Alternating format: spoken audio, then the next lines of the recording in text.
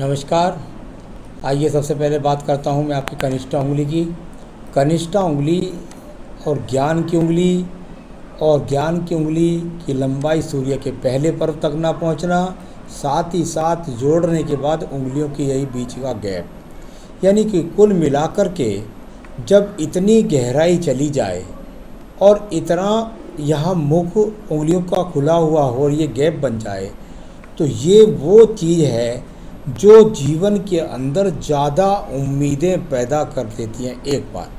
दूसरी बात, वाणी की अधिकता, वाणी से बहुत ज़्यादा इस्तेमाल लेना, बुद्धि में नए नए तरीक़ों को योजनाओं के द्वारा बढ़ोतरी के लिए आगे बढ़ने की योजनाएं करना और जल्दबाजी करके अपने जीवन में नुकसान पहुंचाना यहाँ। और जब गहराई इतने नीचे पहुंच जाए तो व्यक्ति झूठ का सहारा भी ले लेता है। तो इस प्रकार की उंगली का यहाँ फल मेरे हिसाब से ये उत्तम फल नहीं है। इसको आपको थोड़ा सा नियंत्रण करना पड़ेगा, स्वयं को मानसिक रूप से और आर्थिक और सामाजिक रूप से। तो थोड़ा ध्यान रखने की बात है। अब बात करता हूँ यहाँ पर ये सूर्य की उंगली की। सूर्य की उंगली यश मान सम्मान के लिए जानी जाती है। यहाँ यश मान सम्मान के हिसाब से ये उंगली अपने आप में अनुकूल है। छोटे छोटे कट हैं जो थोड़ा सा ध्यान रखने के लिए कहूँगा। ज़रूर अपने मानसिक चिंतन को, डिप्रेशन को, साथ ही साथ बीपी जैसी स्थितियों के लिए बहुत छोटी छोटी सी चीज़ें, तो उनको ध्यान रखना है। ये उंगली के बीच में शनि और सूर्य की उंगली के बीच में जब जो गैप होता है तो ना तो अपने माता पिता की सेवा कर पाते हैं और ना ही किसी ना किसी कारण की वजह से अपने सास ससुर की सेवा कर पाते हैं। ये यहाँ पर मौजूद है, तो ये ईश्वर ने आपको प्रदत्त रूप से दिया है। अब बात करूँगा यहाँ शनि पर्व की। शनि का पर्व धन के लिए जाना जाता है, साथ ही साथ अच्छे स्वास्थ्य के लिए। यहाँ सेकंड पर्व पर ज़्यादा कट के स्थान है, यानी कुल मिलाकर के आर्थिक रूप से मजबूत रूप से ना हो जाना, यानी कि धन का आना और धन का आने के साथ साथ खर्च होने के सिंबल यहाँ पर मौजूद रूप से हैं। थोड़ा बहुत शारीरिक कष्ट भी है। अब बात करूँगा बृहस्पति की उंगली की। बृहस्पति की उंगली जहाँ ज्ञान की उंगली होती है तो वहीं पर इसका अलगाव ठीक नहीं माना जाता शनि की उंगली के साथ में। ये अभिमान का सिंबल, यानी कि पहले ही उंगली इतनी अच्छी है, उसके बाद आपने ये नाखून और बढ़ा लिया, ये आपको मानसिक टेंशन ही बढ़ाएगा और साथ ही साथ आपके अंदर अभिमान भर देगा। और साथ ही उंगली भी जो है वो शनि की उंगली को छूने के तैयार है और बीच में गैप भी है। तो थोड़ा अपने आप पर, अभिमान पर अपने कंट्रोल रखिएगा। अपने आप में ये समझिएगा कि एक साधारण व्यक्ति का जो जीवन होता है उसको जीने के तरीका जीना होगा आपको। उसमें कुछ छोटे बड़े या किसी भी तरीके की जो आपके अंदर ईगो है उसको आप थोड़ा शांत करके चलिएगा। अब बात करूँगा इसके बाद में सीधा बुद्ध पर्वत की। बुद्ध का पर्वत ज्ञान के लिए जाना जाता है और ज्ञान के साथ धन का कारक और धन के साथ संतान का कारक। यहाँ तीनों ही कारकों में यदि मैं देखूँ तो बुद्ध पर्वत पर ये खड़ी हुई रेखाएं सिद्ध करती है कि आपके पास निरंतर रूप से धन के आगमन है, साथ ही साथ संतान भी आपको होगी और कुल मिलाकर के संतान का सुख सहयोग भी आपको प्राप्त होगा। ये सब रेखाएँ यहाँ सूर्य पर्वत से निकले तो ऐसा समझ सकते हैं अच्छे उपकरणों के द्वारा, अच्छी नौकरी के द्वारा धन प्राप्ति के योग। अब बात करूंगा सूर्य पर्वत की रेखाओं के बारे में।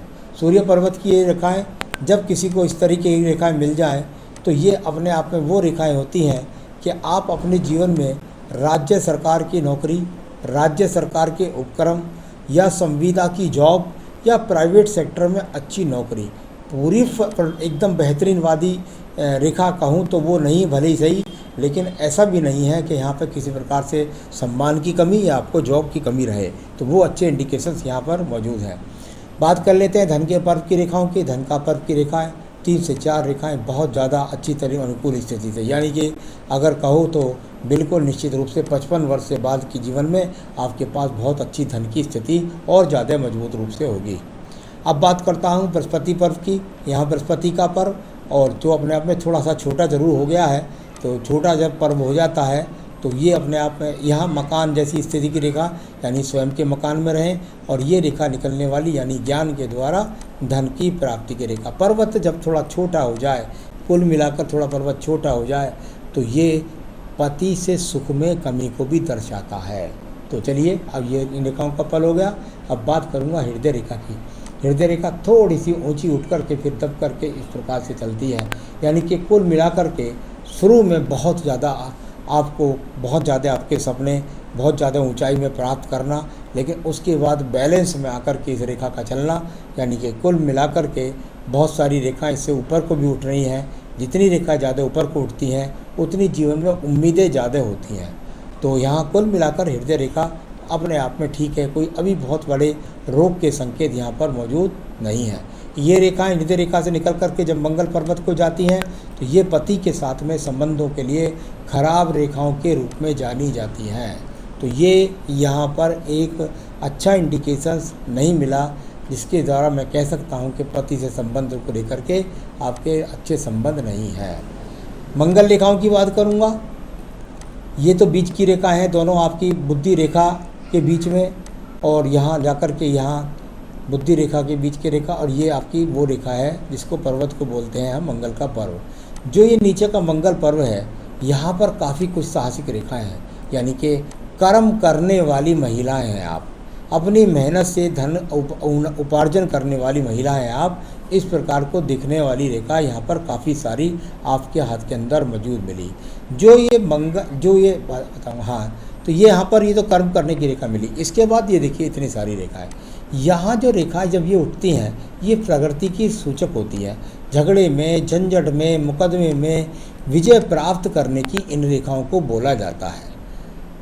तो ये अच्छा इंडिकेशंस है कि मेहनत से धन कमाना, साथ ही साथ झगड़े झंझट मुकदमों में विजय प्राप्त करना।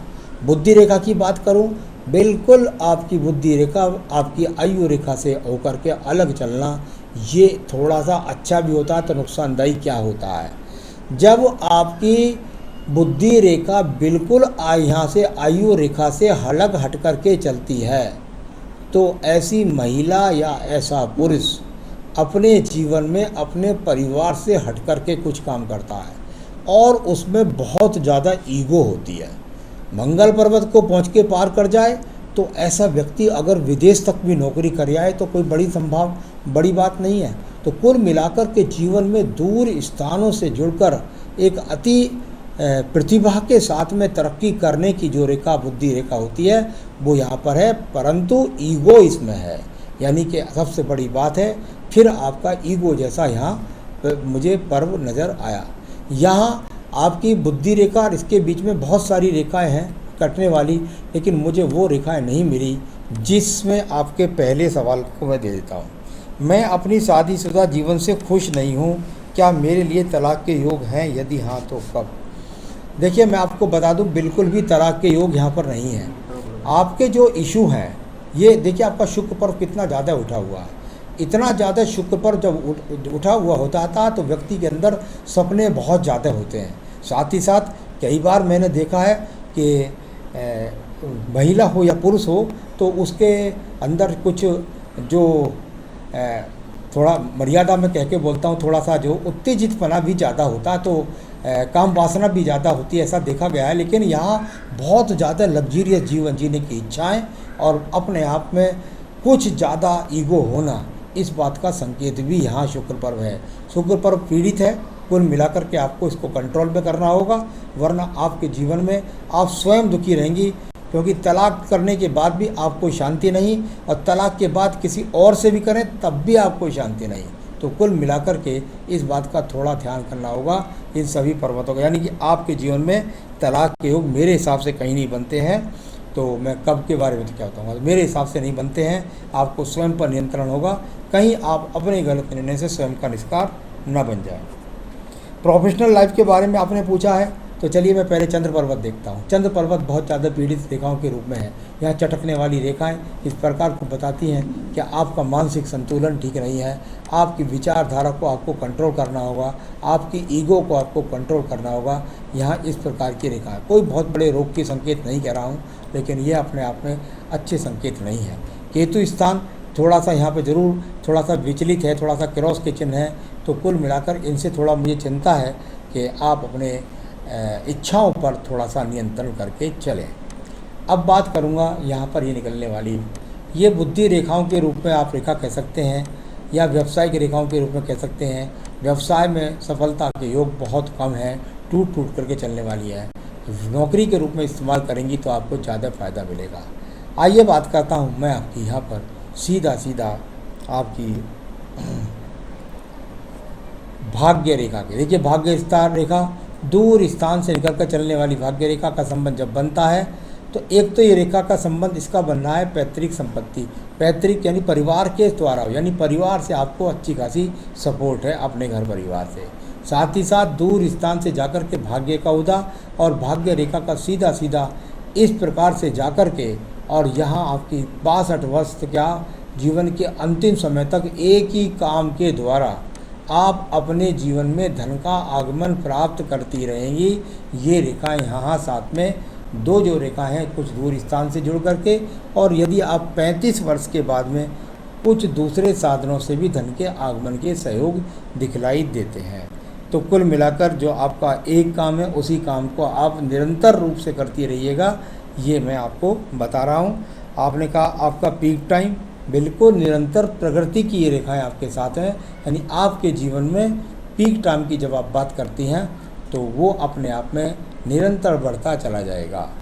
ठीक है, यहाँ इतनी सारी रेखाओं का घटित होना, ज़रा पैसा किसी को दिल लेन देन में और या खामोखाम कर्ज ना ले लें किसी चीज़ के लिए, इस प्रकार को, यानी कि यहाँ ईश्वर की निराशा का भाव आपके पास मौजूद है, यानी कि आप स्वयं अपने पैर पर कोई कुल्हाड़ी गलत मार करके ना करें। संतान से सुख सहयोग की बात कही, मैंने कह दिया आपको ठीक ठाक है, कोई ज़्यादा अच्छा संतान का सुख सहयोग नहीं, लेकिन कुल मिलाकर संतान का सुख सहयोग ठीक ठाक आपके पास में मौजूद है।